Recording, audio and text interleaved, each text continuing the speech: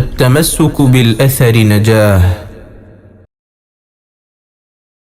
الحديث السابع عن عبد الله بن مسعود رضي الله عنه أنه قال: سمعت رسول الله صلى الله عليه وسلم يقول: إن الرقى والتمائم والتولة شرك. رواه أبو داود. റസൂൽ സല്ലല്ലാഹു അലൈഹി വസല്ലം പറയുന്ന റുഖ, തമായിം, തിവലത്ത് എല്ലാം എന്താണ്? ശിർക്കാകുന്നു. അപ്പോൾ നമ്മൾ നേരത്തെ പറഞ്ഞിരുന്നു, റുഖ എന്ന് പറഞ്ഞാൽ എന്താണ്? റുഖിയ ചെയ്യുക എന്നുള്ളതാണ് അതിൻ്റെ ഉദ്ദേശം. റുഖിയ എന്ന് പറഞ്ഞാൽ അവിടെ ഉദ്ദേശിക്കുന്നത് രണ്ട് നിലക്ക് റുഖിയ ചെയ്യാറുണ്ട്. രണ്ട് നിലക്ക് ആളുകൾ റുഖിയ ചെയ്യാറുണ്ട്. ഒന്ന്, വിശുദ്ധ ഖുർആൻ കൊണ്ട് റുഖിയ ചെയ്യും. മറ്റൊന്ന്, ശിർക്ക് ഉൾപ്പെട്ട വാക്കുകളും മറ്റുമൊക്കെ ഉപയോഗപ്പെടുത്തിയിട്ട് എന്ത് ചെയ്യും? ആളുകൾ റുഖിയ ചെയ്യും. മനസ്സിലാവുമ്പോ? അപ്പൊ ഇവിടെ ഹദീസിൽ പ്രസ്താവിക്കപ്പെട്ടത് ഏതാണ്? ശിർക്കുൾപ്പെട്ട റുഖിയകളാണ്. കാരണം മറ്റേ ഹദീസുകളിലൂടെ എന്ത് ചെയ്തിട്ടുണ്ട്? സ്ഥിരപ്പെട്ടിട്ടുണ്ട്. ഈ രണ്ടാമത്തെ എന്താണ്? തമായിമ. അത് നമ്മൾ പറഞ്ഞു, തമീമത്ത് ജംഅ തമായിമ. തമീമത്ത് എന്താണ്? ചരട്, ഏലസ്, ഉറുക്ക് എന്നൊക്കെ പറയുന്നു. അടുത്തത് തിവലത്ത്. തിവലത്ത് എന്ന് പറഞ്ഞാൽ അലവാക്കൾ പറയുന്നു, അത് സ്ത്രീകള് തങ്ങളുടെ ഭർത്താക്കന്മാരെ വശീകരിക്കാൻ, അവരുടെ സ്നേഹം നിലനിർത്താനൊക്കെ ഉപയോഗിക്കുന്ന ഒരു തരം മന്ത്രമാണ്, അല്ലെങ്കിൽ അത്തരത്തിലുള്ള പ്രവർത്തനങ്ങളാണ്. ആ പ്രവർത്തനങ്ങളാണ് എന്തുദ്ദേശിക്കുന്നത്? തിവലത്ത് എന്നതുകൊണ്ട് ഉദ്ദേശിക്കുന്നത്. അപ്പം അത് ഹറാമായ രൂപത്തിലായിരിക്കും അവരെന്ത് ചെയ്യുക? അത് ചെയ്യുക. കാരണം അത് സിഹർ ഉപയോഗിച്ചോ മറ്റൊക്കെയാണ് എന്ത് ചെയ്യുക? അവരത് ചെയ്യാം. അതല്ലാതെ അള്ളാഹിനോട് പ്രാർത്ഥിച്ചിട്ടില്ല. മറിച്ച് എന്താണ്? ഇത്തരത്തിലുള്ള മാരണവിദ്യകളും മറ്റുമൊക്കെ ഉപയോഗപ്പെടുത്തിയിട്ടാണ് അവരെന്ത് ചെയ്യുക. ഈ മൂന്ന് കാര്യങ്ങളും റസൂൽ കരീം സല്ലല്ലാഹു അലൈഹി വസല്ലം എന്താ പറഞ്ഞത്? ശിർക്കാണ് എന്ന് പറഞ്ഞു. ഇനി അപ്പോൾ ഒന്നാമത് ഇത് നമ്മൾ പറഞ്ഞു, രണ്ടും എന്തുണ്ട്? ശിർക്കായതുകൊണ്ട് റുഖിയ, ശിർക്കല്ലാത്തതുണ്ട്. ശിർക്കല്ലാത്തത് ഇപ്പോൾ ഒരു ഹദീസിൽ കാണാൻ സാധിക്കും. ഔഫ് ഇബ്നു മാലിക് അൽ-അശ്ജഈ റളിയല്ലാഹു അൻഹു അദ്ദേഹം പറയുന്നു, കുന്നാ നർഖി ഫിൽ ജാഹിലിയ്യ ഫഖുൽനാ യാ റസൂലല്ലാഹ് കൈഫ തറാ ഫീ ദാലിക്. റസൂലെ, ഞങ്ങൾ ജാഹിലിയത്തിൽ റുഖിയ ചെയ്യാറുണ്ട്. അപ്പോൾ എന്താണ് താങ്കളുടെ അഭിപ്രായം? ഞങ്ങളിപ്പോൾ ആ ജാഹിലിയത്തിൽ ചെയ്ത റുഖിയ ഇപ്പം ചെയ്തോട്ടെ എന്ന് ചോദിക്കുമ്പോൾ റസൂൽ പറയുന്നു, അരിദു അലയ്യ റുഖാക്കും, നിങ്ങളുടെ റുഖിയൊക്കെ എനിക്കൊന്ന് കാണിച്ചു നൽകുക. എന്നിട്ട് ലാ ബഅസ ബിർറുഖ മാ ലം യകുൻ ഫീഹി ശിർക്കുൻ, ശിർക്കില്ലാത്ത റുഖിയൊക്കെ എന്താണ്? അനുവദനീയമാണ് എന്ന് ആര് പറയണം? റസൂലുള്ളാഹി സ്വല്ലല്ലാഹു അലൈഹി വസല്ലമ പറയുകയാണ്. അപ്പോൾ റുഖിയ ചെയ്യുമ്പോൾ അതിന് എന്തുണ്ടായിരിക്കണം?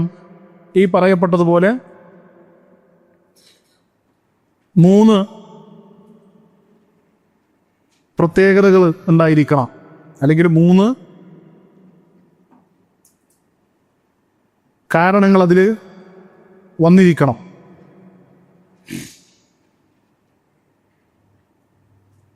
റുഖിയ ചെയ്യൽ 3 കാര്യങ്ങൾ അതിൽ ഉൾക്കൊണ്ടിരിക്കണം.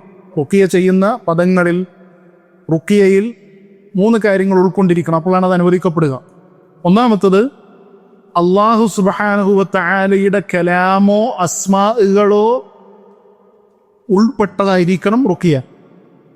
ആ റുഖിയ ചെയ്യുന്നതിൽ എന്തുണ്ടാവണം? അള്ളാഹുവിൻ്റെ കലാമോ അസ്മാകളോ സിഫാത്തുകളൊക്കെ ഉൾക്കൊണ്ടിരിക്കണം, ഒന്നാമത്തത്. അല്ലെങ്കിൽ അത് രണ്ടാമത്തത്, അതിലെന്തുണ്ടായിരിക്കണം? അതെന്തുകൊണ്ടായിരിക്കണം? ഒബിൽ ലിസാനിൽ അറബി, അറബി ഭാഷയിലായിരിക്കാം. അല്ലെങ്കിൽ ബിമാ യുഅഫു മഅനാഹു മിൻ ഗൈരിഹി, അർത്ഥം വെളിവായതായിരിക്കാം. എന്ന് പറഞ്ഞാൽ ഈ ആളുകൾ നടത്തുന്ന വെളിവാവാത്ത അർത്ഥങ്ങൾ വെച്ചിട്ടുള്ള ചില മന്ത്രങ്ങളുണ്ടല്ലോ, പറയണമൊന്നും മനസ്സിലാവൂല, എന്തൊക്കെയോ ഇങ്ങനെ പറയാനുണ്ടാവും. അപ്പോൾ അവ്യക്തമായ ചില സംസാരങ്ങൾ കൊണ്ട് എന്ത് ചെയ്യാൻ പാടില്ല? റുഖിയ ചെയ്യാനായിട്ട് പാടില്ല. പറയപ്പെടുന്ന പദങ്ങൾ എന്തായിരിക്കണം? വ്യക്തമായിരിക്കണം. അതാണ് അറബി ഭാഷയിലായിരിക്കണം എന്ന് പറഞ്ഞാൽ ഉദ്ദേശതാണ്. പറയുന്നത് നമുക്ക് എന്താവണം? മനസ്സിലാവണം. രണ്ടാമത്തെ ഷർത്ത്, മൂന്നാമത്തത് അയ്യഅതഖിദ അന്ന റുഖിയ ലാ തുഅസ്സിറു ബിദാതിഹാ ഔ ബൽ ബിദാതില്ലാഹി തആല. ഈ റുഖിയ കൊണ്ട് അത് അതിൻ്റെ ദാത്തിയായ നിലക്ക് അതെന്ത് ചെയ്യുന്നില്ല, അത് സ്വമേധയാ നമുക്ക് ഉപകാരങ്ങൾ ചെയ്യുന്നില്ല. മറിച്ച് യഥാർത്ഥത്തിൽ ആരാണ് ഉപകാരം ചെയ്യുന്നത്? അത് അല്ലാഹു സുബ്ഹാനഹു വ തആല. നമ്മൾ ഖുർആൻ കൊണ്ട് ഓതുമ്പോഴും അള്ളാഹിൻ്റെ അസ്മാകളും സിഫാത്തുകളും ഒക്കെ റുഖിയ ചെയ്യുമ്പോഴും അതല്ലെങ്കിൽ അനുവദിക്കപ്പെട്ട മറ്റ് വാക്കുകളൊക്കെ ഉപയോഗിച്ചിട്ട് നമ്മൾ റുഖിയ ചെയ്യുമ്പോഴൊക്കെ അവിടെ യഥാർത്ഥത്തിൽ ആരാണ് ഈ രോഗം ശിഫയാക്കുന്നത്? അല്ലാഹു സുബ്ഹാനഹു വ തആലയാണ്. അല്ലാണ്ട് ഈ പറയപ്പെട്ട വാക്കുകളോ മറ്റൊന്നും അല്ല. ഈ 3 കാര്യങ്ങൾ എന്ത് ചെയ്തിരിക്കണം? പിന്നെ അതിൻ്റെ ശുറൂത്തുകളായിട്ട് ഉലമാക്കൾ എണ്ണി പറഞ്ഞ കാര്യങ്ങളാണ്. ഇനി മറ്റൊരു മസല, റുഖിയ ചെയ്യുമ്പോൾ നഫ്സ് പറ്റുമോ എന്നുള്ളതാണ്. അഥവാ റുഖിയ ചെയ്യുമ്പോൾ നമ്മളിങ്ങനെ ഊതുക പോലുള്ള കാര്യങ്ങൾ പറ്റുമോ എന്നുള്ളതാണ്. അതിൽ ഉലമാക്കൾക്കിടയിൽ വ്യത്യസ്ത അഭിപ്രായങ്ങളുണ്ട്. ചില പണ്ഡിതന്മാരത് ജായിസ് അല്ല, ഹറാമാണെന്ന് പറഞ്ഞു. മറ്റു ചില പണ്ഡിതന്മാർ അത് ജായിസാണ് എന്ന് പറഞ്ഞു.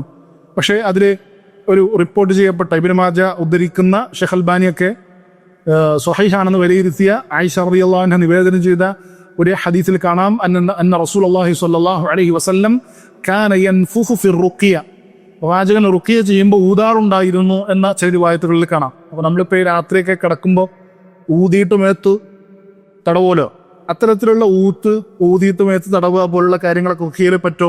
ഇത് വല്ലാഹു അലം അനുവദീയമാണ്. അതുകൊണ്ടാണ് ഇമാം അഹ്മദ് പറയുന്നത് യുക്റഹു തഫ്ലു ഫി റുഖിയത്തി വലാ ബക്സ ബിൻ നഫ്ഖി. തുപ്പുക എന്നുള്ളത് പാടില്ല. തുപ്പുക എന്ന് പറഞ്ഞാൽ നമ്മൾ തുപ്പലം വരുന്നത് പോലെ പാടില്ല. നഫ്ഖ് പറ്റും, തുപ്പൽ വരാണ്ട് ഊതുക എന്നുള്ളത് പറ്റും എന്ന് ആര് പറയുന്നത് കാണാം? മഹാനായ ഇമാം അഹ്മദ് റഹിമഹുല്ലാ അതുമായിട്ട് ബന്ധപ്പെട്ട് സൂചിപ്പിച്ചതായിട്ട് കാണാൻ സാധിക്കും. ശരി, ഇനി ഇതിൽ ലാസ്റ്റ് ഒരു മസല ഇവിടെ പറഞ്ഞിട്ട് നമുക്ക് അവസാനിപ്പിക്കാം. അഥവാ ഈ ചികിത്സാ രീതികൾ പൊതുവെ നമ്മളിപ്പോൾ പറഞ്ഞു വന്നത് ചികിത്സാ രീതികളുമായി ബന്ധപ്പെട്ട ചർച്ചകളാണ്. അപ്പോൾ ചികിത്സാ രീതികൾ പൊതുവിൽ നമ്മൾ സ്വീകരിക്കുമ്പോൾ രണ്ടാം ഒരു ഗണത്തിൽ ഉൾപ്പെട്ടതായിരിക്കണം. ഒന്നുകിൽ എന്തായിരിക്കണം, അത് ത്വബീഇയായി സ്ഥിരപ്പെട്ടതായിരിക്കാം.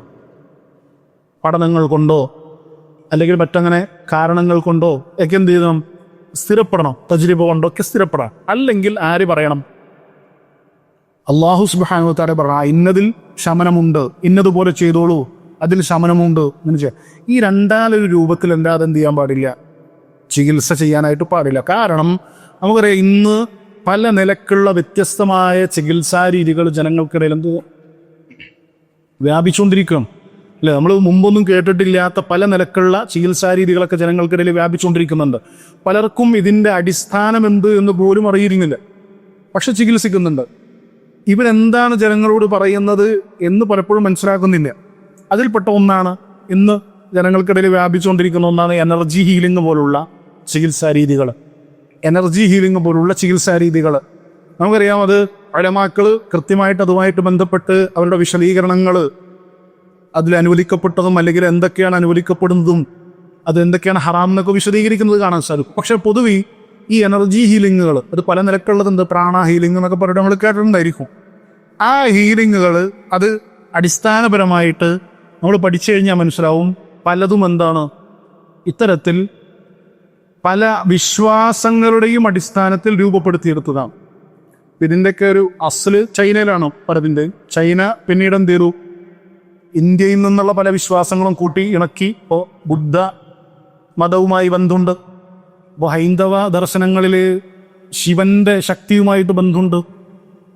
അങ്ങനെ പലതും കൂട്ടി ഇണക്കിക്കൊണ്ടുള്ള ഒരു ചികിത്സാ രീതിയാണെന്ത് ഈ എനർജി ഹീലിങ്ങുകൾ. അവർ പലരും പല നിലക്കാണെന്ന് വിശദീകരിക്കുന്നതും വ്യാഖ്യാനിക്കുന്നതും. എങ്ങനെ ഇത് ചികിത്സിക്കപ്പെടുന്നു, എങ്ങനെ രോഗം മാറുന്നു എന്ന് ചോദിച്ചാൽ ചിലർ പറയും അന്തരീക്ഷത്തിൽ നിലനിൽക്കുന്ന എനർജി നമ്മൾ സ്വീകരിക്കണം. അങ്ങനെ സ്വീകരിച്ചിട്ട് നമ്മൾ എന്ത് ചെയ്യണം, ചികിത്സിക്കണം.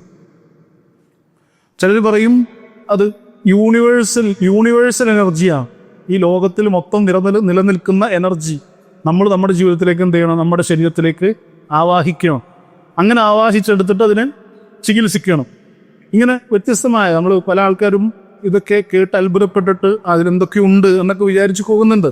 അപ്പോൾ പണ്ഡിതന്മാർ തന്നെ പറയുന്നുണ്ട്, ഈ തുടക്കത്തിൽ ഇവർ പറയുന്ന ചില കാര്യങ്ങളൊക്കെ നമുക്ക് തോന്നും തരക്കേടില്ലല്ലോ, എന്തൊക്കെയുണ്ട് എന്ന് നമുക്ക് തോന്നും. പക്ഷേ അതിൻ്റെ അടുത്ത സ്റ്റെപ്പ് തദർറുചിയായിട്ടാണ് ഇവരെന്ത് ചെയ്യുക, നമ്മളെ പിടിച്ച് പല കാര്യങ്ങളിലേക്ക് കൊണ്ടെത്തിക്കുക. ഇവർ പറയുന്ന ആദ്യം ചെറിയ ചികിത്സകളൊക്കെ നമുക്ക് നടത്താൻ പറ്റും. എന്ന് പറഞ്ഞാൽ ചെറിയ പൊട്ടലുകൾ അതൊക്കെ നമുക്ക് ചികിത്സിക്കാം. പിന്നെ അടുത്തത് എന്താണ്? പിന്നെ അടുത്തത് കുറച്ചും കൂടി മുതിർന്ന പ്രയാസങ്ങൾ, പിന്നെ കുറച്ചുകൂടി കഴിയുമ്പോൾ ഹൃദയ സംബന്ധവും ആന്തരികവുമായ പ്രശ്നങ്ങളെ പരിഹരിക്കാൻ പറ്റും. പിന്നെ കുറച്ചുകൂടി കഴിയുമ്പോൾ ശരീരത്തിൻ്റെ മൊത്തം പാർട്സുകളെയും എല്ലാത്തിനെയും ചികിത്സിക്കാൻ പറ്റും. എന്തുകൊണ്ടാണ്? എന്തെങ്കിലും പ്രത്യേകിച്ച് കഴിച്ചിട്ടുണ്ടല്ല, അല്ലെങ്കിൽ പ്രത്യേകിച്ച് എന്തെങ്കിലും ചെയ്തുകൊണ്ടോ എക്സസൈസ് ചെയ്തുകൊണ്ടൊന്നുമല്ല.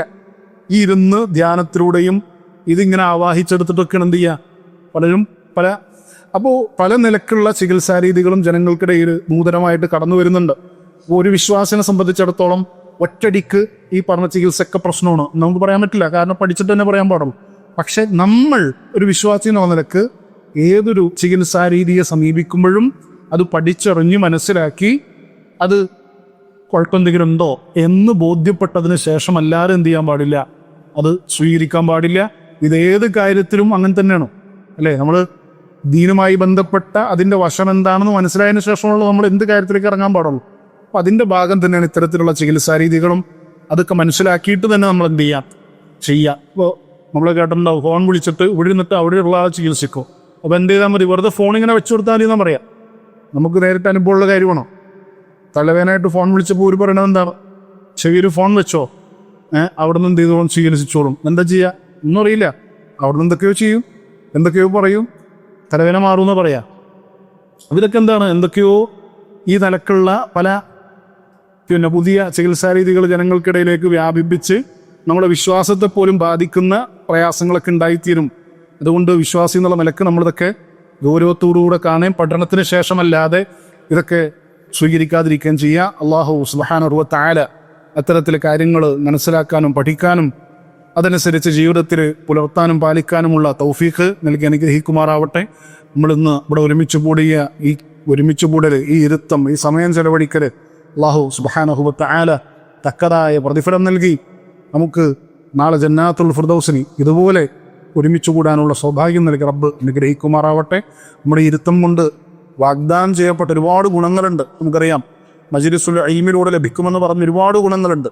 അല്ലാഹു സുബ്ഹാനഹു വ തആല മുഴുവൻ ഗുണങ്ങളും നമുക്ക് നൽകി അനുഗ്രഹിക്കുമാറാവട്ടെ. സുബ്ഹാനകല്ലാഹുമ്മ വ ബിഹംദിക അഷ്ഹദു അൻ ലാ ഇലാഹ ഇല്ലാ അൻത അസ്തഗ്ഫിറുക വ അതൂബു ഇലൈക്.